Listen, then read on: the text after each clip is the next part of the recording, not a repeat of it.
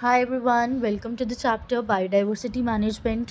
अभी जस्ट मैंने रिकॉर्ड करा था, it was of 10 minutes, but then suddenly वो वीडियो ऑफ हो गया एंड मुझे अगेन सारा कुछ रिकॉर्ड करना पड़ रहा है। So okay, no worries. So chapter biodiversity management है एंड ये जो चैप्टर है, ये चैप्टर जो है वो क्लास 12th में आता है हमारे पास। एंड क्लास 12th में ये जो चैप्टर है ये हमारे पीसीबी में बायो सब्जेक्ट में आता है। ठीक है, मैं बायो वाला पार्ट वाला चैप्टर नहीं पढ़ा रही हूँ मैं, बट ये ईवीएस के लिए पढ़ा रही हूँ। डेफिनेटली ईवीएस में भी चैप्टर तो बायोडाइवर्सिटी मैनेजमेंट हमारे पास 12th में फॉर मेडिकल स्टूडेंट ये बायोलॉजी में भी आता है, बॉटनी में, और ये ईवीएस में भी आता है। तो जो दूसरे बैकग्राउंड के स्टूडेंट्स हैं, दूसरी स्ट्रीम्स के, वो तो पूरा चैप्टर देख लें यहीं से। बट जो मेडिकल के स्टूडेंट्स हैं, क्योंकि उन्होंने बायो में भी ये चैप्टर पढ़ा है, तो उन्हें ये पूरा चैप्टर देखने की ज़रूरत नहीं है। उन्हें सिर्फ इसके कुछ कुछ पार्ट्स देखने की ज़रूरत है जो उधर कवर्ड नहीं है, यानी कि बायो में कवर्ड नहीं है। तो for them I will say कि पहले आप बायो में ये चैप्टर ख़त्म कीजिएगा, देन इस पे आइएगा, तो बहुत ईजी रहेगा। क्योंकि आपको ये पूरा चैप्टर यहाँ से नहीं पढ़ना है। अगर आप कॉम्पिटिटिव रिस्पेक्ट में पढ़ रहे हो, नीट के लिए पढ़ रहे हो, तो डेफिनेटली आप यहाँ से पूरा चैप्टर नहीं पढ़ोगे। ठीक है, तो आप वहीं से पढ़ोगे वो आपके नीट के रिस्पेक्ट में पूरा चैप्टर, और फिर बीच में यहाँ पे आके वीडियो को फास्टर में टॉपिक वाइज देख लीजिएगा कि कौन से टॉपिक्स हैं जो मैंने वहाँ पर कवर नहीं और यहाँ पर कवर है, और वो यहाँ से कवर करना इंपॉर्टेंट है बिकॉज उसमें PYQ आते हैं। ठीक है, in fact just this year I have given my EVS का एग्ज़ाम एंड उसमें क्वेश्चन आए थे इस चैप्टर के, और वो क्वेश्चन थे जो क्लास 12th की बायो में कवर्ड नहीं थे। सो इसीलिए यहाँ से पढ़ना है, और वो कौन से क्वेश्चंस होंगे मेनली मैं थोड़ा हिंट्स दे देती हूँ एग्जांपल्स वगैरह के। सो जो भी ये चैप्टर पढ़ रहे हैं वो सबसे पहले तो ये चीज़ का ध्यान रखेंगे कि यहाँ पे एग्जांपल से यहाँ पे एग्जांपल से बहुत ज़्यादा क्वेश्चंस आते हैं। सो वो करना है। ठीक है, तो बस एक चीज़ फटाफट से रिवाइड करवाती हूँ। मैंने बोला क्या, जो बायो के स्टूडेंट्स हैं वो वहीं से चैप्टर को पढ़ेंगे, कुछ कुछ पार्ट्स के लिए यहाँ पे ज़रूर आएंगे। एंड अब आते हैं, और बाकी स्ट्रीम्स के तो पूरा ही पढ़ेंगे। चलिए, अब दूसरी बात, मैंने वीडियोस अपलोड नहीं कर रही हूँ, डेफिनेटली बहुत देर के बाद ये मैंने अपलोड किया है, तो थोड़ा स्टेटस के बारे में बता देती हूँ, मतलब वीडियोस के स्टेटस के बारे में। अभी तक हमने 4 चैप्टर्स हमारी ईवीएस के ख़त्म कर लिए हैं out of total 7 chapters. Yes, and आज ये हमारा चैप्टर नंबर 5, एंड आज ये जो है ये हमारा चैप्टर नंबर 5 है जो कवर हो जाएगा। तो टोटल अगर हमारे 7 चैप्टर्स हैं, उसमें से 5 चैप्टर्स तो आपके मैंने कवर करवा दिए हैं। 4 चैप्टर के कुछ टॉपिक्स हैं जो मैंने कवर नहीं करवाए हैं, जो छूट गए हैं। ठीक है, अब उनको मैं बनाऊंगी वीडियोस यहाँ तो 7 चैप्टर के बाद। ठीक है, तो 5 चैप्टर हमारे आज के बाद कंप्लीट हो जाएंगे, 4th पार्शियली कंप्लीट है एंड वो मैं बता रही हूँ। ठीक है, फिर 6 तो 2 चैप्टर बचे, फिर आपकी ईवीएस 12th की ख़त्म। एंड या चलिए, अब चैप्टर पे शुरू करते हैं बायोडाइवर्सिटी मैनेजमेंट का। तो जो बायोडाइवर्सिटी मैनेजमेंट चैप्टर है, या अभी जस्ट PPT बनाई है and then I am coming back and just imagine मैं रिकॉर्ड कर चुकी हूँ, दोबारा सारा रिकॉर्ड कर रही हूँ, जस्ट बिकॉज मेरे से बीच में सब ख़राब हो गया, वो बटन ही सब मैंने जिसकी वजह से मुझे दोबारा रिकॉर्ड करना पड़ा है। सो थोड़ा सा वो हो गया, but let's get start again. So या सबसे पहले तो चैप्टर में, बट वही चीज़ें थी जो मैंने आपको मेन बतानी थी कि मेडिकल के स्टूडेंट्स को कैसे पढ़ना है, और उसके अलावा बाकी स्ट्रीम्स के तो पूरा ही चैप्टर पढ़ेंगे यहाँ से या जहाँ से भी पढ़ना है। बट और दूसरी बात मैंने क्या बतानी थी आपको कि मैंने कितना कवर करवा दिया और कितना बच गया। I am literally tired, so sorry. Let's get started. सबसे पहले तो चैप्टर के नाम पे आते हैं। Let me erase all this stuffs. ठीक है, इट्स वेरी बैड। सबसे पहले तो चैप्टर के नाम पे आते हैं, बायोडाइवर्सिटी क्या होता है। ठीक है, देखो बायो का मतलब तो सबसे पहले समझने की कोशिश करो। ये जो बायो होती है ना, बायो का मतलब होता है लाइफ। ठीक है, बायो का मतलब क्या होता है, लाइफ, और डाइवर्सिटी का मतलब होता है विभिन्नताएं। आई डोंट नो मैंने करेक्ट प्रोनाउंसिएट किया, बट डाइवर्सिटी का मतलब होता है वेराइटी, डिफरेंसेस, ठीक है। सो जो आपके लाइफ में इतने वेराइटीज़ आपको देखने को मिलते हैं, is this biodiversity? Let me explain.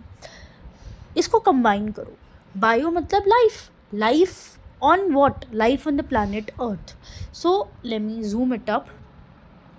So biodiversity का मतलब होता है वो जो लाइफ हमें अर्थ पर दिखती है उस पर कितनी तरह की वैरायटी है, ठीक है। For example, if this is my plan map of India, ठीक है। अब चलो ये मैंने ग्लोब ले लिया, ठीक है। अब ये ग्लोब पर ये हमारे पास पोलर रीजन है, ये इक्वेटर रीजन है, ये भी पोलर रीजन है। आप पोलर रीजन पे जाओगे आपको डिफरेंट तरह का डाइवर्सिटी दिखेगी in terms of plants, in terms of animals. And equator tropical regions में आपको डिफरेंट तरीके की दिखेगी, टेम्परेट में आपको अलग तरीके की दिखेगी। एंड ईवीएस में तो हम इन्हीं सब चीज़ों के बारे में पढ़ते हैं ना कि कितनी ज़्यादा डिफरेंट चीज़ें हैं, राइट। ये तो ईवीएस वालों को पता ही होती है। So what I am trying to explain over here is कि बायोडाइवर्सिटी का मतलब होता है कि वैरायटी जो आपको अर्थ के ऊपर दिखती है, variety of what? Variety of what? Variety of life, variety of life forms जो हमें अर्थ के ऊपर दिखते हैं ना, दैट इज़ बायोडाइवर्सिटी।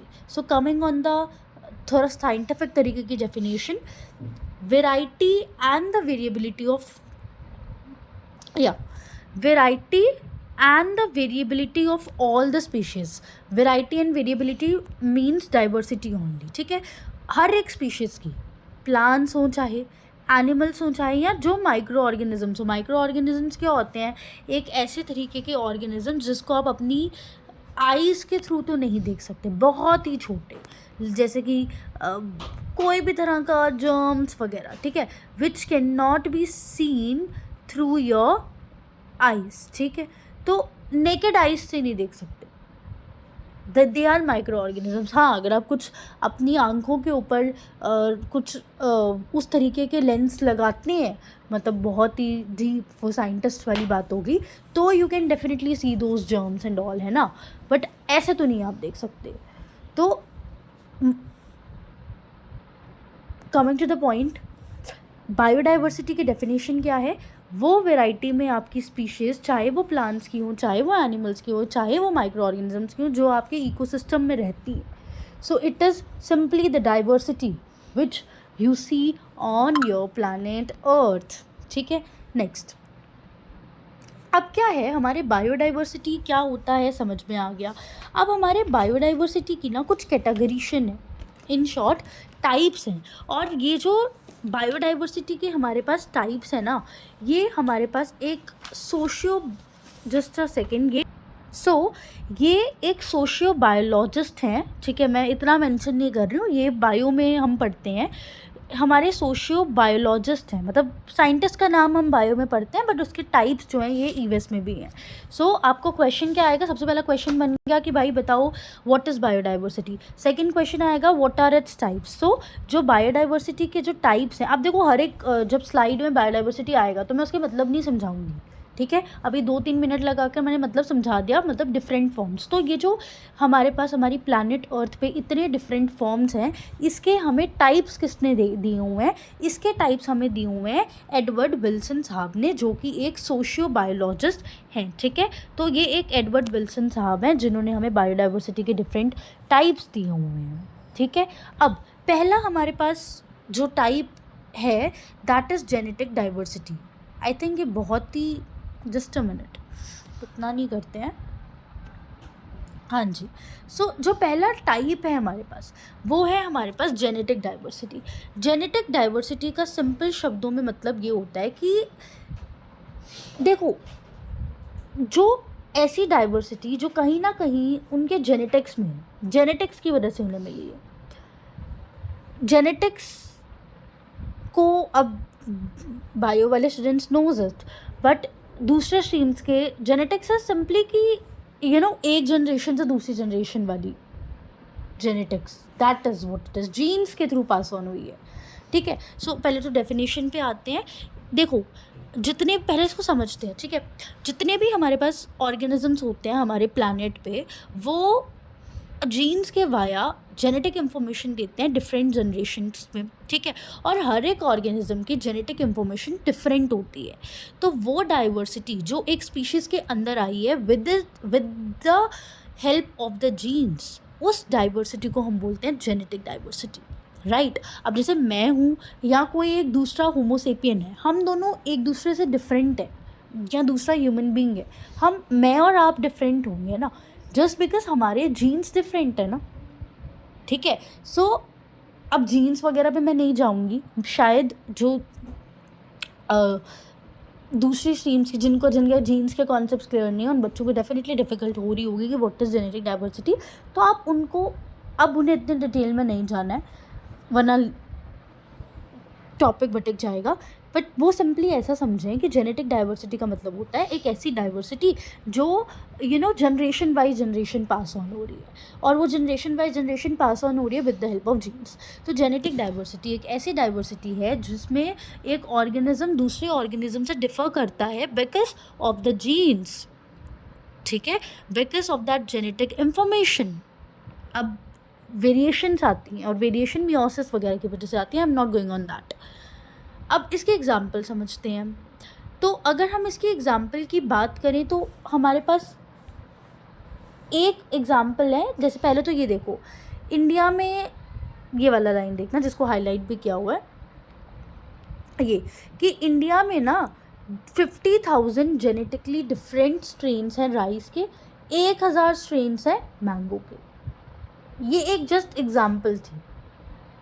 इसका क्या मतलब, इसका मतलब समझो ये है कि अगर हमारे पास इंडिया में ना राइस भी है, इंडिया में मैंगो भी है, पर राइस में इतनी ज़्यादा डाइवर्सिटी है ना, लाइक आप ही देखते हो ना, कोई ये वाला राइस, फिर ये वाला राइस, ठीक है, ये इस कंपनी का राइस, ये इस कंपनी का राइस, तो वो इतने डिफरेंट तरह के राइस हैं। तो इंडिया में 50,000 मतलब एक ही प्लांट स्पीशीज़ की आपके पास 50,000 वेराइटीज़ ऑफ राइस हैं, जिसमें से एक वेराइटी आप खाते हो, समझ रहे हो।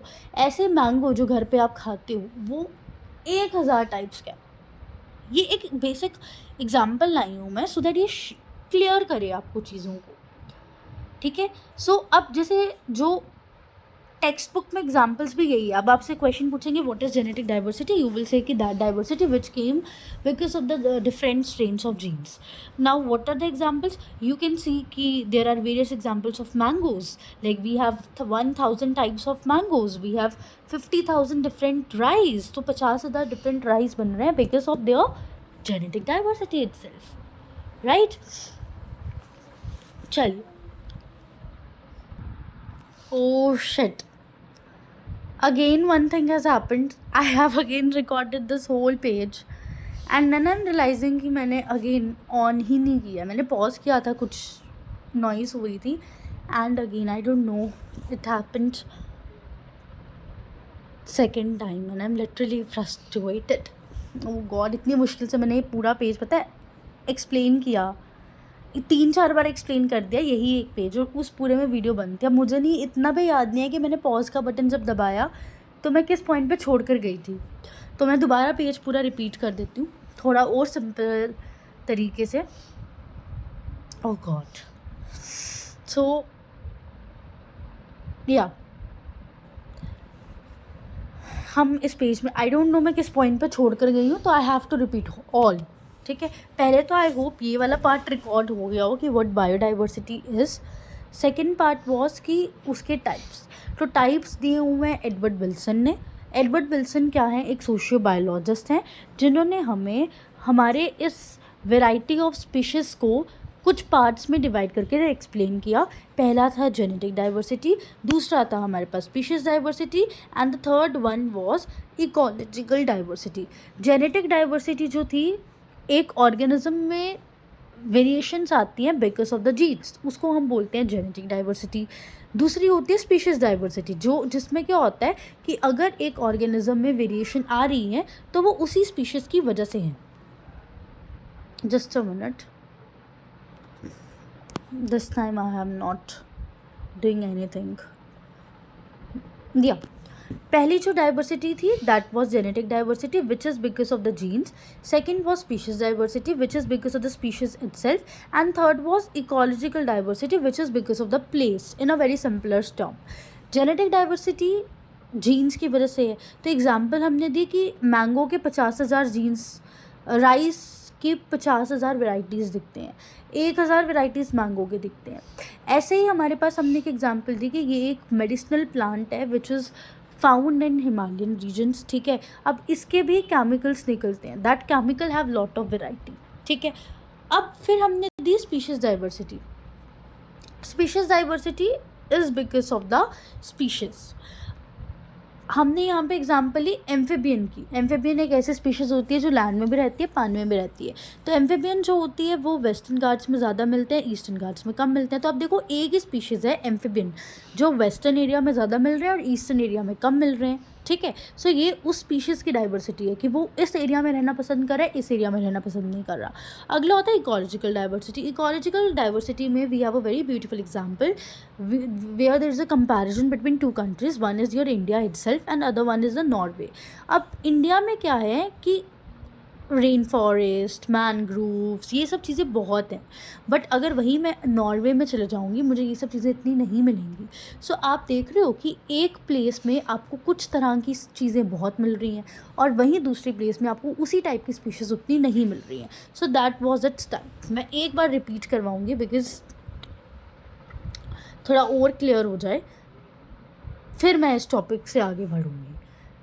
पहला हमने इसमें पढ़ा जेनेटिक डाइवर्सिटी, दूसरा पढ़ा स्पीशीज डाइवर्सिटी, तीसरा पढ़ा हमने इकोलॉजिकल डाइवर्सिटी।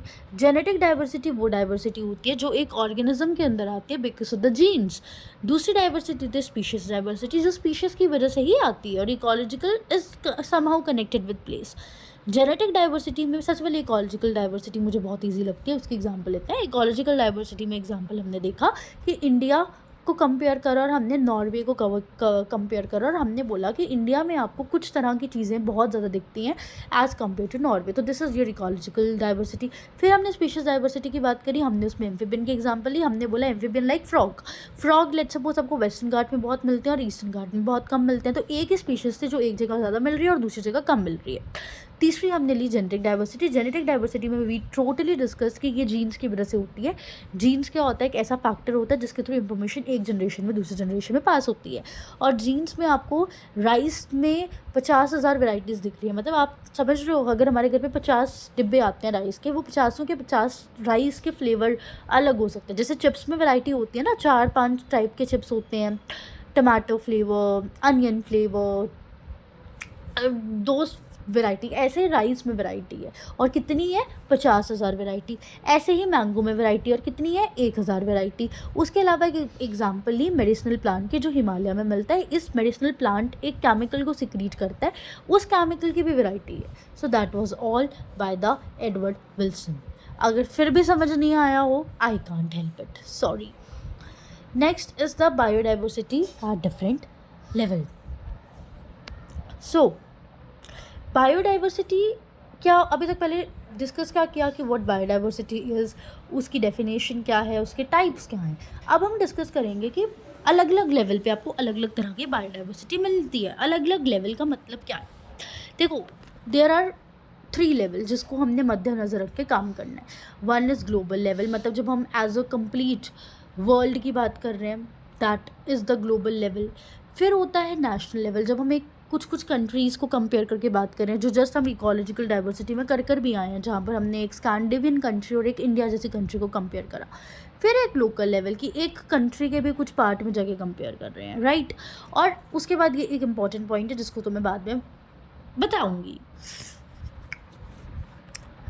पहले तो हम इसको कवर करते हैं, ग्लोबल। अच्छा, इसका बस इतना ही याद रखो, इसमें और नहीं जाना। वैसे एक्चुअली इसको मैंने एक चीज़ बताऊंगी, जब मैं इसमें जा रही थी ना बुक से जिसका मैं यूज़ करती हूँ, तो ये बहुत ज़्यादा दी है। टू बी वेरी ऑनेस्ट, ये chapter is having a lot of रट्टाफिकेशन part which comes in the exam, not the conceptual part much, जो एग्ज़ाम में आता है।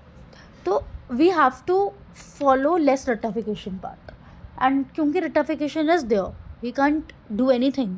सो हम अपनी तरफ से रट्टाफिकेशन कम करने की कोशिश करेंगे। तो जैसे इस पार्ट में the book which I am been following has the रट्टाफिकेशन पार्ट इन तीनों में, तो हमें नहीं करना वो रट्टाफिकेशन पार्ट, ठीक है। इन मैक्सिमम क्वेश्चन पूछेंगे तो बायोडाइवर्सिटी बताओ डिफरेंट लेवल पे आप बता देना कि 3 टाइप से होते हैं, global level, national level, local level. उसके बाद आपको कहानी छेपनी है जो मैं ये वाली बताऊंगी, और ये पार्ट इज़ वेरी इंपॉर्टेंट, ये तो बायो में भी पढ़ते हैं हम। चलिए, तो बायोडाइवर्सिटी 3 लेवल पे होती है, एक होती है ग्लोबल लेवल पे, एक होती है नेशनल लेवल पे, एक होती है लोकल लेवल पे। अब जितने भी लेवल पे बायोडाइवर्सिटी होती है उन सब में एक चीज़ तो देखी गई हुई है कि जो ट्रॉपिक लेवल है ना, ट्रॉपिक लेवल्स में वहाँ पे बायोडाइवर्सिटी आपको ज़्यादा मिलती है as compare to temperate level. क्या बोला? जो भी ट्रॉपिकल एरियाज़ होते हैं उधर आपको बायोडाइवर्सिटी ज़्यादा मिलती है as compare to temperate area. देखिए, जो ट्रॉपिकल एरिया होते हैं ना, वो पहले तो बहुत ही कांस्टेंट होते हैं। आप ऐसा समझो कि ट्रॉपिकल और टेम्परेट में क्या डिफरेंस है। जो टेम्परेट एरिया है ना, या हियर इज इट, जो टेम्परेट एरिया है ना वो बहुत वेरी करता है विद रिस्पेक्ट टू सीजन, ठीक है, वो बहुत वेरी करता है। जहाँ इतनी वेरिएशंस है ना, वहाँ पर आपके स्पीशीज़ का लेवल कम ही रहेगा। लेकिन जो ट्रॉपिकल एरिया है ना, वो वेरी नहीं करता ज़्यादा, सो वो कम सीजनल है, ज़्यादा कांस्टेंट है। सिंस वो कांस्टेंट है तो आप ट्रॉपिकल एरिया की कई सारी चीज़ों को प्रिडिक्ट कर सकते हो। सो constancy is very important with respect to your biodiversity which is there in your tropical as compared to temperate। तो tropical area में temperate से ज़्यादा क्यों है? because यहाँ पर because of the seasonal fluctuation which is less in your tropic and the temperate, ठीक है। सो ट्रॉपिक एरिया में सोलर एनर्जी भी बहुत ज़्यादा होती है, since solar energy is very much in tropic area. मैं बोलते जा रही हूँ, you just write down the points, I am not going to write it over here. देखो, पहला पॉइंट जो हमने डिस्कस किया कि ट्रॉपिक एरिया कांस्टेंट होते हैं कंपेयर टू टेम्परेट एरिया। दूसरा पॉइंट जो हमने डिस्कस किया कि ट्रॉपिक एरिया में सूरज की रोशनी ज़्यादा आती है, और जहाँ पे सूर्य की रोशनी ज़्यादा यानी कि सोलर एनर्जी ज़्यादा, वहाँ पे प्रोडक्टिविटी इज़ मोर, ठीक है, and ultimately diversity is more. So सबसे पहले तो हमने डिस्कस करा कि जो ट्रॉपिक एरिया है वो ट्रॉपिक एरिया में क्यों है, मैं वो रीजंस लिख रही हूँ कि वो लेस फ्लक्चुएटिंग है, ठीक है, मैं ट्रॉपिक के फेवर में लिख रही हूँ। उसके अलावा सोलर एनर्जी भी बहुत ज़्यादा है, तो अल्टीमेटली प्रोडक्टिविटी तो ज़्यादा होगी। That was it. अब अगला टॉपिक हमारे पास आता है, तो ये है बायोडाइवर्सिटी आपके डिफरेंट लेवल के, जिसमें ट्रॉपिक में ज़्यादा, टेम्परेट में कम। ट्रॉपिक में ज़्यादा क्यों? बिकॉज वहाँ लेस फ्लक्चुएशन और सोलर एनर्जी ज़्यादा। अगला हमारे पास टॉपिक है कि इम्पोर्टेंस क्या है भाई, किसकी इम्पोर्टेंस? हमारे पास बायोडाइवर्सिटी। इतनी देर से मैं चिल्ला के लिटरली मैंने तो 3-4 बार रिकॉर्ड कर दिया, उसमें मैंने तब से बायोडाइवर्सिटी क्या होता है ये समझाया, उसके टाइप समझाए, उसको हर एक लेवल पे एक्सप्लेन किया, जिसमें मैंने बोला ट्रॉपिक में ज़्यादा, टेम्परेट में कम। बस यही 3 स्लाइड पड़ी है देखा जाए तो, इसमें टाइम लग गया। बट इतना इम्पोर्टेंट क्यों है जो मैं इतनी देर से इसको कर रही हूँ, राइट? 25 मिनट से हम ऑलमोस्ट बायोडाइवर्सिटी पढ़ रहे हैं, या 20 मिनट से। सो इतनी इंपॉर्टेंट है कि biodiversity, yes it is very important. Why? I can give you the reason. So here are the reason. सबसे पहले तो बहुत ही बेसिक रीजंस हैं कि बायोडाइवर्सिटी से हमें कितना कुछ मिलता है। सबसे पहली बात तो, अगर हमारे पास बायोडाइवर्सिटी होगी,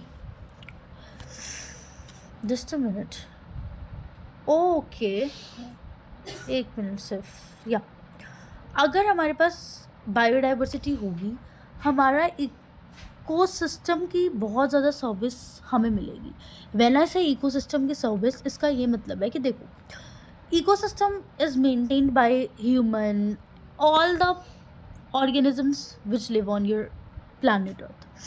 अब हम ह्यूमंस को क्या चाहिए होता है? O2, और प्लांट से हमें वो O2 मिलता है। सो जो O2 हम ह्यूमंस को मिलता है ना, वो भी इसीलिए मिल पाता है बिकॉज हमारे पास प्लांट्स हैं। अगर प्लांट्स नहीं होंगे तो वो ऑक्सीजन नहीं मिलेगा, ऑक्सीजन नहीं होंगे तो हम सर्वाइव कैसे करेंगे? सो वो प्लांट्स भी तो बायोडाइवर्सिटी का पार्ट है ना। सो इकोसिस्टम सर्विस के लिए ये बहुत इंपॉर्टेंट है बिकॉज ये कई सारी हमें वो चीज़ें प्रोवाइड करता है जिसकी वजह से शायद हम लोग चल पा रहे हैं। Next is ecological stability. It's ecological stability is just related with this point, कि जैसे मैंने बोला कि अब देखो, इसको थोड़ा सा एक्सप्लेन करते हैं। बहुत ज़्यादा साइकिल चलते हैं, नाइट्रोजन साइकिल एंड ऑल, तो वहाँ पर भी बायोडाइवर्सिटी बहुत इंपॉर्टेंट रोल प्ले करता है। देखो, जैसे कि इकोसिस्टम जो है ना, उसके सपोर्ट के बिना वी कैन नॉट सर्वाइव। जैसे ऑक्सीजन मिल रहा है, सो ये एक स्टेबिलिटी बना रहा है ना हमारे इन्वायरमेंट में। These both points are interconnected. ठीक है, क्या बोलना मैंने ये बोला कि हमारे पास जो इकोसिस्टम सर्विस प्रोवाइड होती है, जैसे कि हमें फायरवुड मिलती है, हमें कई तरह का कंस्ट्रक्शन मटेरियल मिलता है हमारे इन्वायरमेंट से, और फिर ये सारी चीज़ें अगर हम इसको थोड़ा ऑब्ज़र्व करें तो कहीं ना कहीं बहुत ज़्यादा वैल्यूज़ हैं जो हमें मिल रही हैं हमारी बायोडाइवर्सिटी की वजह से। कई सारी इन्वायरमेंटल वैल्यू है। इन्वायरमेंटल वैल्यू मतलब कहीं ना कहीं हम देख रहे हैं वाटर साइकिल चल रहा है, तो कहीं ना कहीं वाटर साइकिल चल पा रहा है बिकॉज हमारे पास प्लांट्स हैं, सॉरी नॉट प्लांट्स एग्जैक्टली, हमारे पास यू कैन से कि वो इन्वायरमेंट है which is maintained by your biodiversity. So मैं इन तीनों पॉइंट को समराइज़ करके कुछ बताऊंगी विच ध्यान से सुनते रहिएगा। बायोडाइवर्सिटी है तो हमें हमारा खाना मिलता है, क्योंकि बायोडाइवर्सिटी में प्लांट आते हैं, plant gives us food. Biodiversity है तो हमें कई सारे इंडस्ट्रियल प्रोडक्ट्स मिलते हैं। बायोडाइवर्सिटी है तो हम ऑक्सीजन ले पाते हैं, हमें ये भी सोचना चाहिए। बायोडाइवर्सिटी है तो पॉलिनेशन हो पाती है। ठीक है, सो ये सब तीनों चीज़ें कंबाइन करके ये रीज़न बनाते हैं। अगला जो रीज़न है ना, दैट इज़ अ PYQ। ये रीज़न इज़ अ PYQ कि कंज्यूमटिव वैल्यू। देखो बायोडाइवर्सिटी में होने की वजह से, जैसे मैंने आपको अभी बता दिया कि प्लांट के कितने ज़्यादा टाइप हैं, सो बायोडाइवर्सिटी की वजह से हमारे पास क्रॉप की कई सारी डाइवर्सिटी आ पाती है, और यही क्रॉप की डाइवर्सिटी जो है ये एग्रो बायोडाइवर्सिटी कहलाती है। And this is a PYQ। ठीक है, एग्रो बायोडाइवर्सिटी का क्या मतलब है, जब आपको कई सारी डाइवर्सिटी दिखे आपके क्रॉप्स के अंदर, जैसे मैंने बोला प्लांट के अंदर 50,000 वैरायटी है, तो that is also agro biodiversity. ठीक है, सो बायोडाइवर्सिटी की वजह से ही हमें खाना मिल पाता है और खाने की इतनी वैरायटीज़ देखने को मिलती हैं। उसके अलावा बायोडाइवर्सिटी है तो कहीं ना कहीं टूरिज़्म काफ़ी आ रहा है। सो बायोडाइवर्सिटी की बहुत इंपॉर्टेंट है। बायोडाइवर्सिटी की पहली इंपॉर्टेंस ये है कि हम लोगों को कई सारे हमारे ऐसे प्रोडक्ट्स मिल रहे हैं जो हम डेली बेसिस पे यूज़ करते हैं, हमें कई सारी खाना मिल पा रहा है, हमें क्रॉप में वैराइटीज़ देखने को मिल रही है, और हमारा टूरिज़्म बढ़ रहा है। ठीक है, so it's having some ethical values, it's having some aesthetic value. तो दैट वाज इट। अब आता है बायोडाइवर्सिटी आज नेशनल लेवल की, टोटल ऑल ओवर बायोडाइवर्सिटी से क्या है। तो देखो हमारे पास ना 10 इंडिया में, ये नेशनल है तो विद रिस्पेक्ट टू इंडिया ही है, ये विद रिस्पेक्ट टू इंडिया है। ठीक है, हमारे इंडिया में ना 10 ऐसे जोन्स हैं जहाँ पर आपको डिफरेंट टाइप्स दिखेंगे। ठीक है, अब डेफिनेटली मैं यहाँ पे 10 तो कवर कर ही नहीं, बिकॉज क्वेश्चन आएगा भी नहीं पेपर में 10 जोन्स के बारे में डिटेल में बताओ। मैक्सिमम पूछेंगे तो वो कुछ आपको खुद से एक्सप्लेन करने पड़ेंगे। ठीक है, तो मैं कुछ आपको ले आई हूँ कुछ हमारे पास। सबसे पहले हमारे पास जो जोन होता है ना, let me zoom in, I hope connect हो रहा है, मेरा लास्ट में रिवाइज करवा दूँ, मैं हमेशा करवाती हूँ। तो हमारे पास सबसे पहले तो 10 जोन्स हैं हमारे इंडिया में जहाँ पे हमें बायोडाइवर्सिटी देखने को मिलती है। तो पहला रीजन होता है trans Himalayan region. Trans Himalayan region कौन सा हो गया भाई, ऐसा रीजन जो हिमालय के आसपास वाले एरिया आते हैं। क्या ट्रांस हिमालयन रीजन में खुद हिमालय का रीजन आता है? नॉट एग्जैक्टली, बिकॉज अगर आता होता तो उसके लिए अलग से जोन नहीं होता। मान लो लेट्स सपोज ये हिमालय है ना, हिमालय के आसपास बहुत ज़्यादा एरियाज आते हैं उसको जो कवर कर रहे हैं, तो वो ट्रांस हिमालयन में आते हैं। ये वाला पार्ट ट्रांस में आता है और ये पार्ट हिमालयन में आता है। हिमालय में अपनी अलग से बायोडाइवर्सिटी और ट्रांस वाले पार्ट में अलग से बायोडाइवर्सिटी है। तो सबसे पहले तो ट्रांस हिमालयन रीजन में हमारे पास वो रीजन्स आ जाते हैं जो हाई एल्टीट्यूड में, जैसे कि JNK, ठीक है, यहाँ पे माउंट लद्दाख वगैरह वाली साइड्स हमारे ट्रांस हिमालयन रीजन्स में आते हैं, जो बहुत ही ठंडे हैं। अब जैसे सिंस हम JK के हैं तो यहाँ पर जो है कोल्ड रहता है, एंड ये एक हाई एल्टीट्यूड पे है कंपैरेटिवली। ठीक है, फिर हिमाचल प्रदेश, हिमाचल प्रदेश में ढलौजी वगैरह वाली साइड में it's again a very cold environment and again a very high altitude वाला एनवायरनमेंट। ठीक है, so trans Himalayan region covers 5.6% part of your biodiversity. It has snow leopard in it, बहुत ज़्यादा ऑर्गेनिजम्स थे, मैं इतना लिख नहीं पाई। ब्लैक नेक्ड क्रेन्स होती हैं, तो ये सब चीज़ें ट्रांस हिमालयन में कवर होती है। कम्प्लीटली रट्टाफाइड topic, I don't like it. Next is the Himalayan region. Himalayan region 6.4% cover करता है। ये वो रीजन है जहाँ पर बहुत रेनफॉल होती है और इसकी एग्जांपल है hangul. Next is we have, let me check, is it, yeah, it's Hangul only. Other one is musk deer. तो मैक्सिमम जो पूछेंगे ना वो एग्जाम्पल्स पूछेंगे तुमसे. अगला होता है इंडियन डेजर्ट जोन. इसको तो हर कोई जानता है. कच्छ डेजर्ट, फिर थार डेजर्ट 6.6% पार्ट कवर करता है. इसमें यूजुअली आपको मैमल्स दिखते हैं जैसे कि वुल्फ, फिर तुम्हें ग्रेट इंडियन बस्टर्ड दिखेगा. फिर होता है सेमी एरिड रीजन. जो सेमी एरिड रीजन है ना, it's again like जैसे कि एक हिमालय है, हाउ टू, या इट्स इज सिंपली लाइक जैसे कि इफ़ वन इज़ हिमालय तो trans Himalaya. Semi arid is कि if one is arid part तो दूसरा इज सेमी एरिड पार्ट. इसमें जो तुम्हें दिखता है that is jackal. Next we have, so इस टॉपिक में इतना ही था कि तुम खुद से, just a minute, what I did, या that was it for this topic. इतना नहीं कंफ्यूज होना है इस टॉपिक के लिए. मैं ये वाला टॉपिक पढ़ाऊंगी, ठीक है, बिकॉज अभी थोड़ा रट्टाफिकेशन पार्ट है. ये 2-3 पेजेस रट्टाफिकेशन थे. ये रट्टाफिकेशन है यहाँ तक, उसके बाद भी है, बट यहाँ तक रट्टाफिकेशन का पार्ट 1 है. फिर मैं पूरा रिवाइज़ करवाऊँगी मैंने फटाफट से क्या पढ़ा है, ठीक है. तो अब ये वाला भी एक रट्टाफाइड पेज है, बिकॉज इंडिया के कुछ डेटा आपको याद रखना कि इंडिया को आप कैसे बताओगे एज अ डाइवर्स नेशन. तो सबसे पहले तो मैं इसमें हाईलाइटेड पॉइंट ही देखना. देखो, पहले तो जितनी भी हमारे पास वर्ल्ड की कंट्रीज़ है ना, अगर लेट्स सपोज हमारे पास, मैं एक एग्जांपल दे रही हूँ, हमारे पास अगर लेट्स सपोज हमारे वर्ल्ड में टोटल 500 कंट्रीज़ है ना, तो उसमें इंडिया 12th पोजीशन पे. So India in terms of biodiversity, ठीक है, in terms of tourism it is not at 12th, it is at some other position, but मैं विद टर्म्स ऑफ बायोडाइवर्सिटी बोल रही हूँ. तो इंडिया 12th मेगा बायोडाइवर्सिटी वाली country आती है.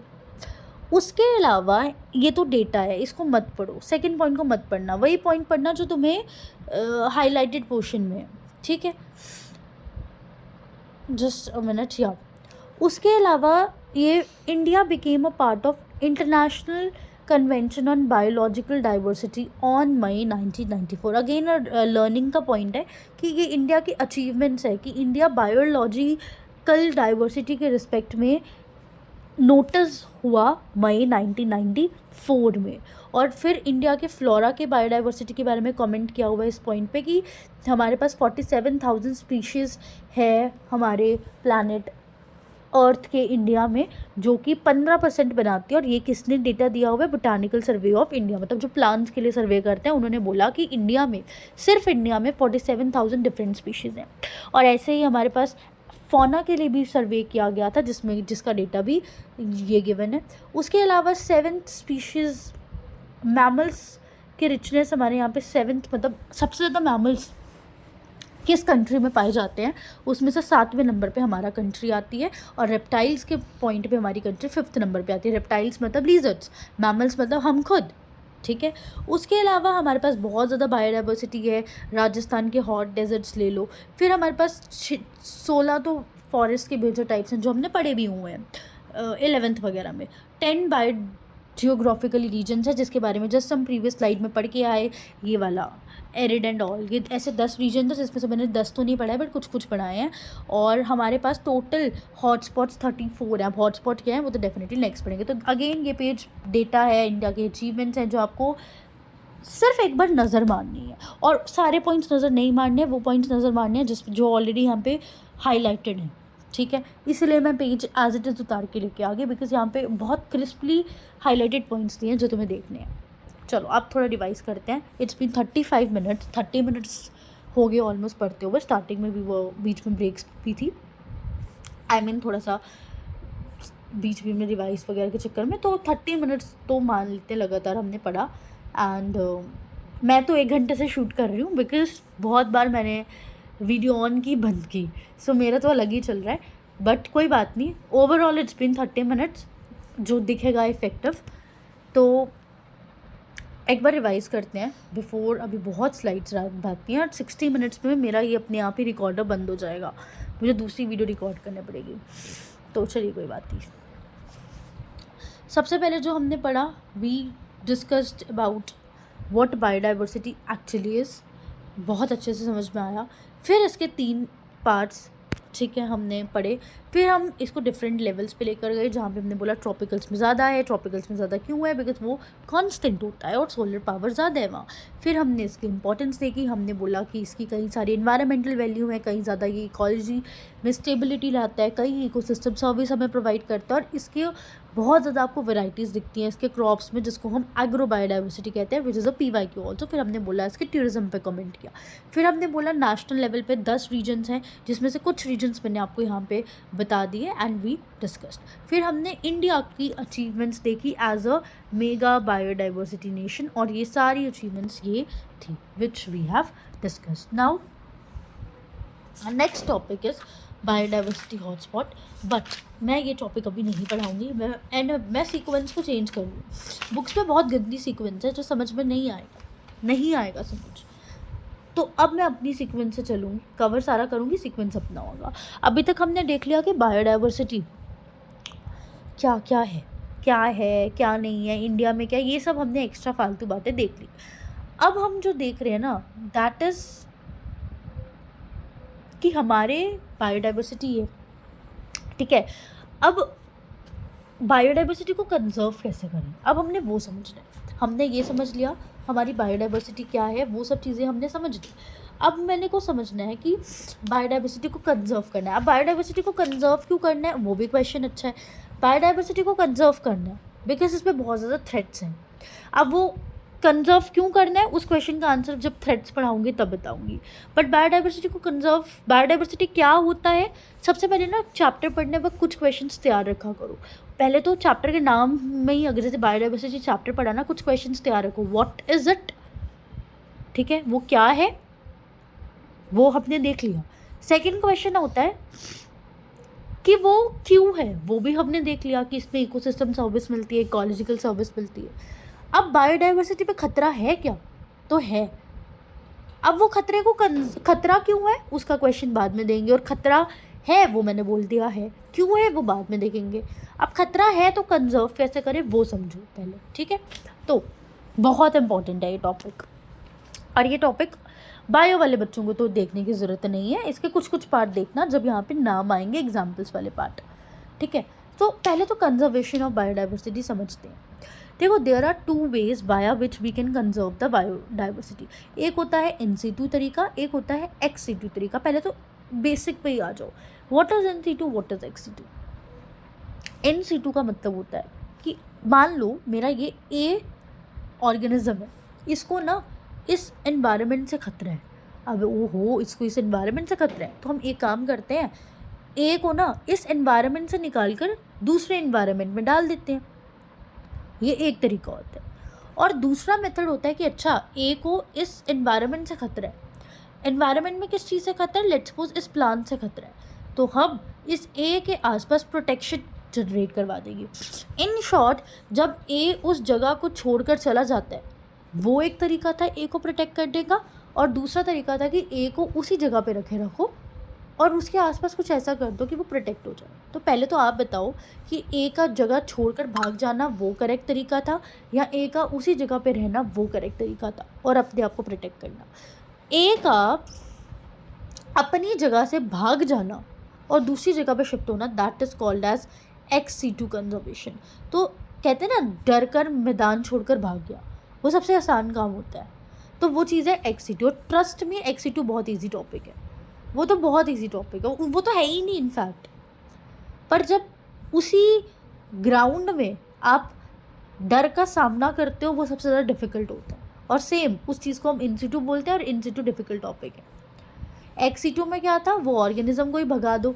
इन सीटू में क्या था, उस ऑर्गेनिज्म को भगाएंगे नहीं, उस ऑर्गेनिज्म को जिस चीज़ से डर लग रहा है उस चीज़ को भगाएंगे, and this is a difficult. और इन सीटू डिफ़िकल्ट है। ये पूरी स्लाइड्स ही इन सीटू के लिए, it is not for ex situ. Ex situ के लिए there is nothing much, there is but not much. So पहले तो हमने बेसिक मेरी लैंग्वेज में डिफरेंस समझा कि इन सीटू क्या होता है, एक्स सीटू क्या होता है। एक्स मतलब एग्जिट, बाहर जाओ, इन मतलब रहो भाई, उधर ही रहो। अब इनका बेसिक पहले डिफरेंस समझते हैं जो हमें लैंग्वेज में लिखना होता है। तो इन सीटू में क्या होता है,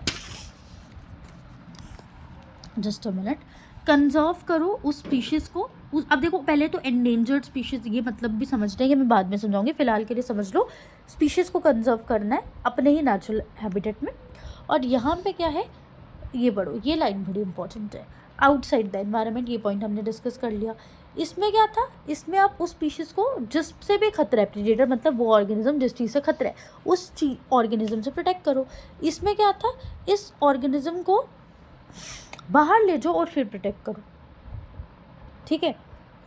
इसमें क्या है, ये पॉइंट क्या कह रहा है कि यहाँ पर जो चीज़ आपके उस ऑर्गेनिज्म को खतरा पहुँचा रही है उस चीज़ को ही ख़त्म कर दो।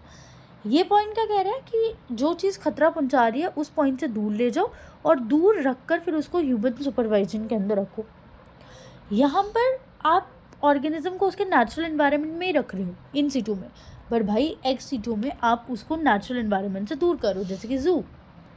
अब इसको डिटेल में बाद में समझेंगे, जैसे कि नेशनल पार्क, बायोस्फीयर रिजर्व, ये तो इधर आएगा। तो ये आप पढ़ लीजिएगा, ये सब्जेक्टिव के लिखने के लिए है, ठीक है। एक में एनवायरनमेंट में रखो, सामना करो, एक में एनवायरनमेंट से भगा लो, विच वन यू लाइक ज़रूर बताइएगा। सो अब देखो, पहले तो NC2 पे आते हैं, बिकॉज XC2 तो कुछ भी नहीं है, कुछ भी नहीं है, पहले NC2 ही पढ़ना है हमने। तो डिटेलिंग ऑन NC2, सबसे पहले तो NC2 में आता है कि तुमने ये ऑर्गेनिज्म ए था, इसको इस एरिया से प्रॉब्लम थी, तुमने उस एरिया को प्रोटेक्ट करना शुरू करा उस प्रेडेटर से। तो इसमें यहाँ पे प्रोटेक्टेड एरिया नेटवर्क का बहुत ज़्यादा कॉन्सेप्ट आता है कि तुमने उस एरिया को प्रोटेक्ट कर दिया। अब प्रोटेक्ट कैसे करोगे, प्रोटेक्ट कैसे करोगे, या तो तुम वो सेक्रेड ग्रुव्स का कॉन्सेप्ट ले आओ, अब ये क्या होता है ये बाद में पढ़ेंगे, बायोस्फीयर रिजर्व का कॉन्सेप्ट ले आओ, या तो तुम नेशनल पार्क या वाइल्ड लाइफ सेंचुरी का कॉन्सेप्ट ले आओ। ये प्रोटेक्टेड एरिया नेटवर्क की एग्जांपल है, और protected area network is a PYQ itself. अब पहले तो प्रोटेक्टेड एरिया नेटवर्क को समझते हैं भाई क्या होता है। Protected area,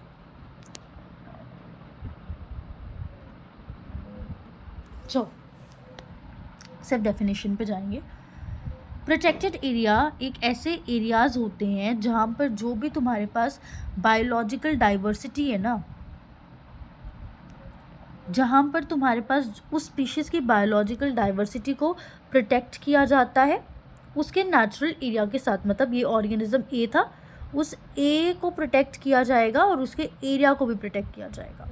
this is protected area, और ये इसकी कुछ एग्जांपल्स है प्रोटेक्टेड एरिया में। क्योंकि मैंने बोला था आपको कि नेशनल पार्क्स आते हैं, नेशनल पार्क्स क्या होते हैं, प्रोटेक्टेड एरिया होते हैं जहाँ पे प्लांट है तो प्लांट को प्रोटेक्टली रखा जाएगा और उसके इन्वायरमेंट को भी रखा जाएगा। वाइल्ड लाइफ सेंचुरीज होती हैं, कुछ कंजर्वेशन रिजर्व्स बनाते हैं, कुछ वेटलैंड रिजर्व्स बनाते हैं। अब ये वाला जो पेज है ना अच्छे से प्रोटेक्टेड एरिया नेटवर्क का, ये तब समझ में आएगा जब मैं आपको वो पूरा चैप्टर पढ़ा दूँगी, क्योंकि अभी वो टर्म्स हैं जिनसे मैंने आपको परिचय नहीं करवाया है। बट फिलहाल के लिए क्योंकि मुझे इस फ्लो चार्ट को समझाना था तो आपको प्रोटेक्टेड एरिया नेटवर्क समझाना था। तो प्रोटेक्टेड एरिया नेटवर्क क्या होता है, एक ऐसा नेटवर्क, एक ऐसा एरिया जहाँ पर उस स्पीशीज़ को along with that environment has been protected. और इसकी मैंने बहुत ज़्यादा एग्जांपल्स हैं, इसकी एग्जांपल्स में कई सारे वाइल्ड लाइफ सेंचुरीज आ जाते हैं, कई ज़्यादा नेशनल पार्क्स आ जाते हैं, कई ज़्यादा बायोस्फीयर रिजर्व आ जाते हैं। अब इसमें आपको हर एक एग्जाम्पल को याद नहीं करना, इसमें आपको ना ये वाला याद कर लो, ये याद करोगे ना, मतलब ये दिमाग में रख लेना, ये मेडिकल स्टूडेंट्स के लिए भी है, ठीक है, उन्हें ये पेज पढ़ना है। तो ये पेज पढ़ लो आप, अगर मैं M लिख देती हूँ सो दैट उनको भी इजी रहे, M, ये पेज उनको भी पढ़ना है। अगर वो ये पेज पढ़ लेंगे ना तो उनका काम हो जाएगा। बट फिलहाल किस पे आते हैं, तो प्रोटेक्टेड एरिया नेटवर्क के ये एग्जाम्पल्स हैं। तो आप देखो इस पेज के थ्रू आपने नेशनल पार्क के एग्जाम्पल को याद कर लिया, वाइल्ड लाइफ सेंचुरी के एग्जाम्पल को याद कर लिया, ये याद कर लिया, जिसकी वजह से आपके ये आगे के 2 पेजेस बच गए। ये तो मैं तब लाई हूँ अगर 3-4 एग्जाम्पल्स मांग लेते हैं और वो वर्स्ट केस में होगा। तो अगर आपको लगता है आपके साथ वो वर्स्ट केस हो सकता है तो डेफिनेटली आप ये 2 पेज भी पढ़ोगे जो मैं पढ़ाऊँगी बाद में। अच्छा, अब अगेन बेसिक पे आते हैं। हमने पढ़ा इन सीटू कंजर्वेशन क्या होता है, एक्सिटू कंजर्वेशन क्या होता है, यहाँ पे कोई दिक्कत नहीं है। अब हम इन सीटू कंजर्वेशन में घुसे तो हमने प्रोटेक्टेड एरिया नेटवर्क की डेफिनेशन पढ़ी और ये प्रोटेक्टेड एरिया नेटवर्क के कुछ एग्जांपल्स हैं, जिसमें से कुछ एग्जांपल को तो मैंने आपको दिखाया। बट अब क्योंकि प्रोटेक्टेड एरिया नेटवर्क की एग्जाम्पल्स में हमारे पास सेक्रेड ग्रुप है, पहले समझता है सेक्रेड ग्रुप से होता है। देखो कभी कभी क्या होता है कुछ ऐसे एरियाज़ होते हैं जहाँ पर, ये इनफैक्ट अपने 11th की ईवीएस में पढ़ा हुआ है, कुछ ऐसे एरियाज़ होते हैं जिन एरियाज़ में क्या करते हैं, बोल दिया जाता है कि ये हमारे प्लांट है, तुम इसको नहीं काट सकते बिकॉज इसमें हमारे भगवान एसोसिएटेड है। जैसे कि पीपल का पेड़ है, तो पीपल के पेड़ में भी माना जाता है कि गॉड एग्जिस्ट, इसलिए जब कोई ऐसा बोलेगा ना कि इस पेड़ में भगवान है, तो वो उस पेड़ को नहीं काटेगा। तो तुमने क्या करा, अपने कुछ इसको स्पिरिचुअल लेवल के साथ ले गए। और अब बाकी चीज़ें क्या होती है, तो I think just a minute, ये वाला पॉइंट कवर हो गया। ऐसे कुछ लेक्स को सेक्रेड लेक्स बोला जाता है कि तुम इस लेक पे कुछ भी नहीं करोगे, इसको प्रोटेक्ट रखोगे बिकॉज यहाँ पे भगवान एग्जिस्ट है और हम भगवान के चीज़ों को तोड़ने नहीं देंगे। अब सेक्रेड ग्रूव्स की एग्जांपल क्या है वो मैं आगे डिस्कस करवाऊंगी। आप समझते हैं बायोस्फीयर रिजर्व, नेशनल पार्क और वाइल्ड लाइफ सेंचुरीज क्या होती है। तो मैंने अभी तक क्या डिस्कस करवाया कि इन सीटू कंजर्वेशन में पैन आता है, पैन में मैंने आपको सेक्रेड लेक समझाई, सेक्रेड ग्रूव समझाए। अब मैं आपको बायोस्फीयर रिजर्व, नेशनल पार्क और वाइल्ड लाइफ सेंचुरी बताऊंगी जिस पर क्वेश्चन आते हैं, बहुत बेसिक कन्फ्यूजन होती हैं। देखो, इंडिया में टोटल नेशनल पार्क एग्जिस्ट करते हैं 90, ठीक है। अब नेशनल पार्क क्या होते हैं, जहाँ पर तुम्हारे पास फ्लोरा भी देखने को मिलती है, मतलब तुम्हें प्लांट स्पीशीज़ भी देखने को मिलती है, और जहाँ पर तुम्हारे पास एनिमल स्पीशीज़ भी देखने को मिलती है, और यहाँ पे ह्यूमन इन्वॉल्व नहीं है। इन शॉर्ट ये एक पार्क है, ठीक है। इस पार्क में मेरे पास कई सारे एनिमल्स हैं, कई सारे प्लांट हैं, तो ऐसा पार्क कहलाता है नेशनल पार्क। क्या इस पार्क में ह्यूमन है? नहीं। इंडिया में कितने हैं? ये 90। अगला होता है भाई वाइल्ड लाइफ सेंचुरी, और हमारे पास टोटल 448 वाइल्ड लाइफ सेंचुरी है। वाइल्ड लाइफ सेंचुरी एक ऐसा प्लेस होती है जहाँ पर तुम्हारे पास सिर्फ एनिमल्स हैं, सिर्फ एनिमल्स हैं, और वाइल्ड लाइफ सेंचुरी में ह्यूमंस को जाना अलाउड है, ठीक है। वहाँ पर ह्यूमंस को जाना इन द सेंस ऑफ कि ह्यूमन अपनी सेटलमेंट्स कर सकते हैं।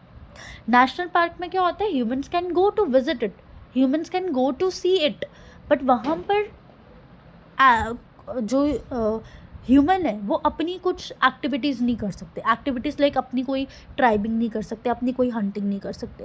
लेकिन वाइल्ड लाइफ सेंचुरी में जहाँ पे सिर्फ एनिमल्स मिलते हैं, तो वहाँ ह्यूमन जाकर अपनी कुछ सेटलमेंट्स कर सकते हैं। बायोस्फीयर रिजर्व क्या होता है भाई, ये तो बहुत इंपॉर्टेंट क्वेश्चन है, इसको तो मैं अलग से समझाऊंगी, अभी नहीं, मतलब in this chapter only, but अभी नहीं, अभी मैं फिलहाल नेशनल पार्क और वाइल्ड लाइफ सेंचुरी को समझा रही हूँ। तो नेशनल पार्क ये क्या है, हमारे पास इन सीटू कंजर्वेशन है, थोड़ा रिवाइज करवाते हैं। It's an in situ conservation. यहाँ पर हमारे पास टोटल इंडिया में ना 90 नेशनल पार्क्स हैं, जिसमें से कुछ नेशनल पार्क की एग्जांपल्स तुम्हें यहाँ पे मैंने दे दी हुई है, और कुछ एक दो नेशनल पार्क मैंने ऊपर, मतलब जब ये वाली स्लाइड थी ऊपर है तो ऐसे बोल रही हूँ, पता नहीं क्या, जैसे कि ये जम्मू का नेशनल, क्योंकि ये थोड़ा इंपॉर्टेंट है PYQ पर्सपेक्टिव से, बिकॉज आपको मे बी इंडिया का याद हो ना हो, बट जम्मू कश्मीर का याद होना चाहिए, बिकॉज ये जम्मू कश्मीर का ऑप्शनल सब्जेक्ट है। तो जम्मू कश्मीर की चीज़ कोई याद नहीं हुई तो क्या मतलब। तो जम्मू में जगह होती है Kishtwar, I am sure you must know that place. तो वहाँ पर आपको नेशनल पार्क दिखता है, ठीक है, और या उस नेशनल, ऐसे कश्मीर में भी आपको एक नेशनल पार्क दिखता है, डचिगम नेशनल पार्क, लद्दाख में भी दिखता है, और टोटल जम्मू एंड कश्मीर में 5 नेशनल पार्क है, जिसका एरिया इतना, एरिया शेरिया याद मत रखो, नंबर भी याद मत रखो, बट ये याद रख लो कि जम्मू कश्मीर में एग्जैक्टली कौन कौन से नेशनल पार्क मिलते हैं। ये भी मत याद रखो कि कश्मीर में कौन सा है, जम्मू में कौन सा है, लद्दाख में कौन सा है, बट ये याद रखो कि जम्मू कश्मीर के नेशनल पार्क कौन सा, और ये मैंने ये लिख दिए हुए हैं, ये है यहाँ पर, ठीक है। इनफैक्ट यहाँ पर भी है, तो ये देखो, जैसे कि कॉर्बेट नेशनल पार्क है, this is not in Jammu Kashmir, but Corbett national park में हमने टाइगर के लिए होता है। काजीरंगा नेशनल पार्क ये असम में है, और ये राइनो के लिए है। ऐसे ही हमारे पास गिर नेशनल पार्क है जो गुजरात में, जी फॉर जी मैच कर लो, और ये लायन के लिए बहुत फेमस है। तो तुम्हें याद रखना। अब ये जो है ना, मैं इस पेज को इतना याद करने के लिए नहीं बोलूँगी बिकॉज ये इंडिया के हैं, तो ये एक पॉइंट के लिए शायद नहीं आए, बट जम्मू कश्मीर में एग्जैक्टली नेशनल पार्क कौन सा डेफिनेटली आएंगे। अगला होता है wild life sanctuary. Wild life sanctuary क्या बोला, जहाँ प्लांट एनिमल दोनों रह सकते हैं। तो ये ओवरऑल इंडिया की वाइल्ड लाइफ सेंचुरीज तुम्हें दी हुई हैं, जो तुम डेफिनेटली एक बार नज़र मार लो। इंडिया में तुम्हें सीरियसली याद नहीं करना है, सिर्फ एक नज़र मान लो, पेपर से सुबह जो तुम पढ़ते हो उस टाइम पे नज़र मारना है। बट इस पेज को ज़रूर देख लेना, this is page very important, क्योंकि यहाँ पर इंडिया का नहीं है, यहाँ पर जस्ट जम्मू कश्मीर का है और ये बहुत ज़्यादा चांसेस होते हैं आने के, इनफैक्ट ये आया हुआ है, ठीक है। तो यहाँ पे सिर्फ जम्मू कश्मीर का डेटा है इन सिटू कंजर्वेशन का, तो ये देख लेना। आई होप मैं टॉपिक से भटकता गई हूँ। हमने सबसे पहले डिस्कस किया कि इन सिटू कंजर्वेशन क्या होती है। इन सिटू कंजर्वेशन में हमने बोला कि प्रोटेक्टेड एरिया नेटवर्क्स आते हैं, जिसका मतलब मैंने समझा, और कुछ प्रोटेक्टेड एरिया नेटवर्क की मैंने आपको एग्जाम्पल्स दे दी, नेशनल पार्क की दे दी, वाइल्ड लाइफ सेंचुरी की दे दी, सेक्रेड ग्रुप्स और सेक्रेड लेक्स की मैं दूंगी, अभी दी नहीं है, ठीक है, क्योंकि सेक्रेड ग्रुप्स और सेक्रेड लेक्स ना XC2 में भी आते हैं, तो इनकी हम एक साथ एग्जाम्पल पढ़ लेंगे। इसलिए अब बायोस्फीयर रिजर्व पे आते हैं, very very very important topic, biosphere reserve. देखो बायोस्फीयर रिजर्व का जो कॉन्सेप्ट है ना, ये हमारे सामने लाया है यूनेस्को की ऑर्गेनाइजेशन ने। तो यूनेस्को इज़ द ऑर्गेनाइजेशन जिसने बायोस्फीयर रिजर्व का कॉन्सेप्ट लाया है। उन्होंने क्या करा था, एक प्रोग्राम लिया था जिस प्रोग्राम का नाम था मैप का फुल फॉर्म था मैन एंड बायोस्फीयर प्रोग्राम। तो UNESCO is the name of organisation जो एक प्रोग्राम शुरू करवाया, मैप। सो इन सिटू कंजर्वेशन में हमारे पास एग्जाम्पल्स थी biosphere reserve, national park, wild life sanctuary. Wild life sanctuary, national park क्या होता है मैंने बता दिया। अब बायोस्फीयर रिजर्व की बात करते हैं। तो बायोस्फीयर रिजर्व का कॉन्सेप्ट यूनेस्को की ऑर्गेनाइजेशन ने लाया मैप प्रोग्राम के अंदर। तो बायोस्फीयर रिजर्व क्या है भाई, एक ऐसा, just it is also a protected area जहाँ पर तुम्हारे पास ह्यूमन्स जा सकते हैं, ठीक है। अब बायोस्फीयर रिजर्व के क्या हर एक पार्ट में ह्यूमन जा सकते हैं। अब जैसे मैं समझाती हूँ, ये देखो, ये तुम्हारे पास बायोस्फीयर रिजर्व की एग्जांपल है। अगेन ये पढ़ने की ज़रूरत नहीं है, मैं बस ले आई, सिर्फ एक नज़र मार लेना अगर मारनी होगी। जैसे फॉर एग्जांपल हम ले लेते हैं ये वाला biosphere reserve, great run of Kutch. चलो, ग्रेट रन ऑफ कच्छ है, गुजरात में लोकेटेड है, ठीक है। ये एक तरह का डेजर्ट होता है और यहाँ पर किसको सेव करा जाता है, इंडियन वाइल्ड लाइफ को। अब जो ग्रेट रन ऑफ कच्छ है, इसके अंदर क्या ह्यूमंस को आना अलाउड है? डेफिनेटली अलाउड है, बट इसके हर एक पार्ट में अलाउड नहीं है, समझे। अब समझाने की कोशिश करते हैं।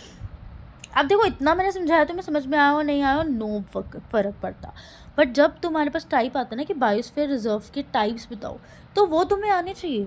बायोस्फीयर रिजर्व के ना 3 टाइप होते हैं। एक होता है उसमें कोर जोन होता है, एक होता है बफर जोन, एक होता है मैनिपुलेशन जोन। जो कोर जोन होता है ना, वो भी वाला जोन होता है, बिल्कुल इनर मोस्ट पार्ट। ये वो पार्ट है जहाँ पर तुम्हारे पास ज़रा भी ह्यूमन एक्टिविटी अलाउड नहीं है। फिर बफर जोन होता है, कोर जोन के थोड़ा बाहर वाला जोन, यहाँ पर तुम थोड़ी बहुत ही ह्यूमन एक्टिविटी कर सकते हो। फिर होता है ट्रांजिशन जोन, यहाँ पर तो तुम बहुत ज़्यादा ह्यूमन एक्टिविटी कर सकते हो। देखो यहाँ पे घर भी बना हुआ है, ह्यूमन्स यहाँ पे सेटल्ड होते हैं, ठीक है। अब इसको मैं अपने बिल्कुल छोटी फिगर से समझाती हूँ।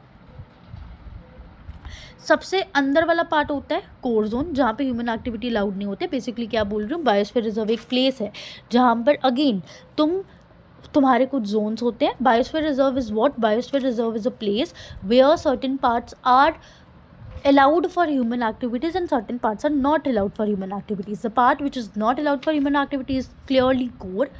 Buffer is the part where thodi bahut human activity could be done, like certain kind of research, and transition part is done where the people can actually live and there are certain disturbance. Just okay. Here are certain example of biosphere reserves. So इसी के साथ हमारा पास एक topic हमारा इन Situ conservation का cover होता है।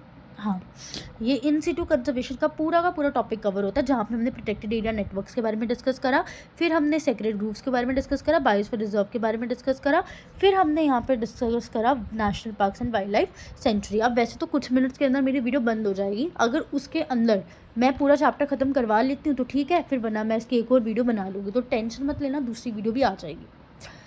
अब जो मैंने बोला था सेक्रेड ग्रुप्स, अब ज़रा ना इस पार्ट को आते हैं, तो मेरे बहुत ईजी होगा ये पार्ट करना। अब मैं इस पूरे पेज को हम पढ़ के आ रहे हैं, हम बायोडाइवर्सिटी कंजर्वेशन पढ़ रहे हैं। पहले हमने पढ़ा व्हाट इज़ बायोडाइवर्सिटी, अब हम पढ़ रहे हैं बायोडाइवर्सिटी कंजर्वेशन, जहाँ पर हमने पूरा का पूरा इन सीटू खत्म कर लिया और हम पूरा का पूरा एक्स सीटू खत्म करेंगे। लेकिन अब हम बायोडाइवर्सिटी कंजर्वेशन को एक बार रिवाइज कर देते हैं कि हमने बायोडाइवर्सिटी कंजर्वेशन में पढ़ा क्या क्या। हमने एक टॉपिक पढ़ा, उसमें हमने उसकी एग्जाम्पल देखी। अब देखो इस टॉपिक पे आओ, ये मैंने खुद से बनाया हुआ स्पेशली। सबसे पहले हमने इन सीटू कंजर्वेशन पढ़ा, जहाँ पे हमने बोला ऑन साइट, एग्जैक्टली आप कहीं और लेकर नहीं जा रहे हो। 34 हमारे पास टोटल हॉटस्पॉट्स होते हैं, बायोस्फीयर रिजर्व टोटल 14 है, नेशनल पार्क 90 है और वाइल्ड लाइफ सेंचुरी 448 होती हैं।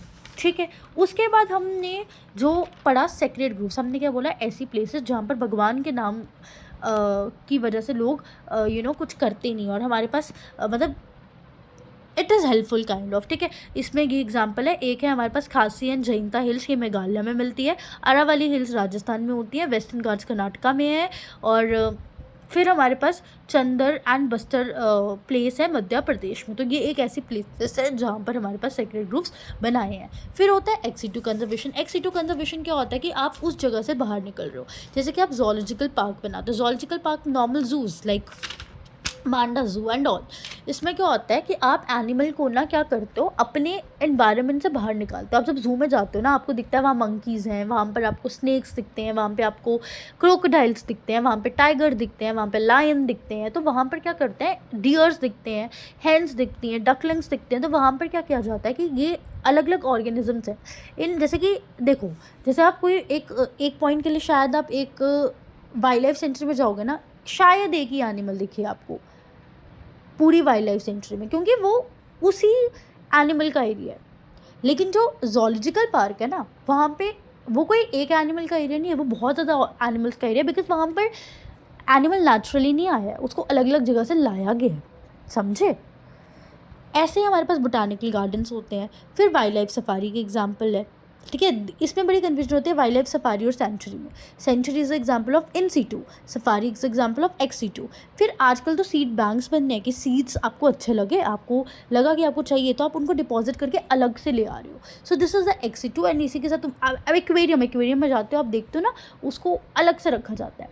ठीक है, सो अलग से, मतलब ऑब्वियस है ना, कोई एक्वेटिक ऑर्गेनिज्म है तो वो तो एक पर्टिकुलर वाटर बॉडी में रह रहा है, बट आप उस वाटर बॉडी से थोड़ा से एक्वेटिक ऑर्गेनिजम्स को शिफ्ट कर रहे हो एक जगह पर, तो आप उस वाटर बॉडी से अलग कर रहे हो। So that's how it is exit, क्योंकि यहाँ पे था, आपने यहाँ से एक छोटे से डिब्बे में ला दिया, सो आपने उसको शिफ्ट किया। ठीक है, so that is what it is. या हमने बायोडाइवर्सिटी क्या होता है वो पढ़ा, प्रोटेक्शन क्या होता है वो पढ़ा। अब वो बायोडाइवर्सिटी के प्रोटेक्शन को करना क्यों है, उसको कहाँ से थ्रेट्स हैं, वो सब चीज़ें हमारे पास अभी तक रह गई। बट उससे पहले इतना हमने पढ़ा ना, उससे पहले मैं आपको, अच्छा बायोडाइवर्सिटी हॉटस्पॉट्स भी हैं, बहुत ज़्यादा टॉपिक्स हैं, तो ये तो अलग ही वीडियो जाएगी। कुछ कुछ चीज़ें मैं बता देती हूँ, केस स्टडी बता देती हूँ। ये वाली ये केस स्टडी है एक, बेसिकली यहाँ पर क्या है, बायोडाइवर्सिटी को हमें प्रोटेक्ट करना है, तो इसके लिए कुछ पॉलिटिकल बाउंड्रीज तो है नहीं है। ऐसा तो नहीं है ना कि एक शहर वाला ही सोचेगा, दूसरा शहर वाला नहीं सोचेगा, बिकॉज बायोडाइवर्सिटी सबकी है। तो इसके लिए क्या किया गया 1992 में, यहाँ पे ये 1992 में एक अर्थ समिट डाली गई ब्राज़ील में। इसके बारे में हम SST में भी पढ़ते हैं। तो वहाँ पर क्या किया, मेजर्स नेशंस आए, उन्होंने बोला कि हम कंजर्व करने के लिए कुछ अप्रोप्रिएट मेजर्स लेंगे।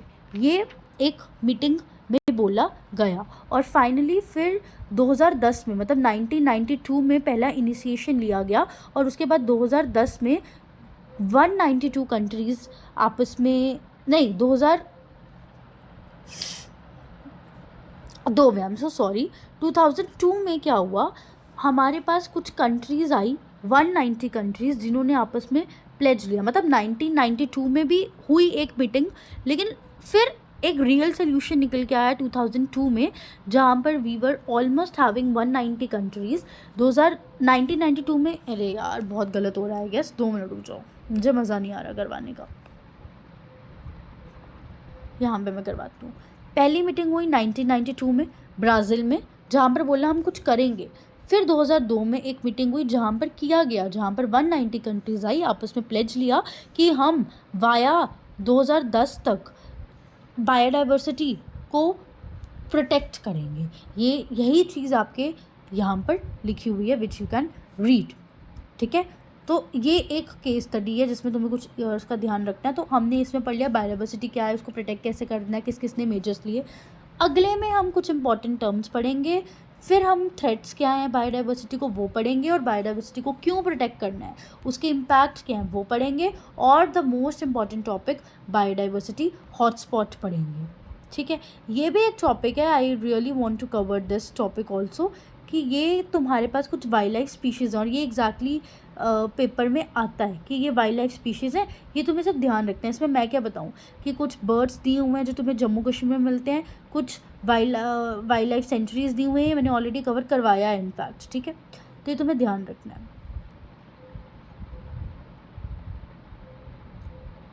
ऐसे ही तुम्हें कुछ फौना दिए हुए हैं, इनका भी ध्यान रखना, और कुछ फ्लोरा एंड फौना दिए हैं। सो या